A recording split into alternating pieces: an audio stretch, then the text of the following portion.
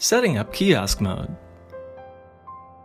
Kiosk Mode is a custom dashboard that allows you to control what VR titles a user can access while using Vive Focus 3.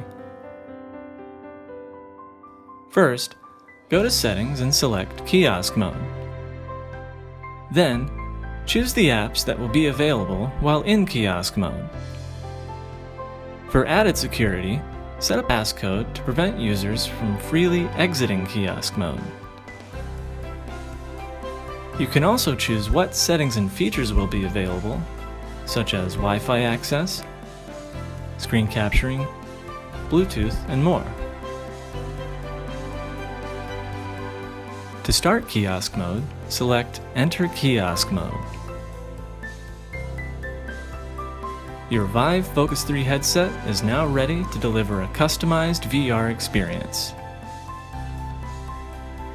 To exit Kiosk Mode, press and hold the headset button until a menu appears. Then, select Quit Kiosk Mode and enter your passcode if you set one.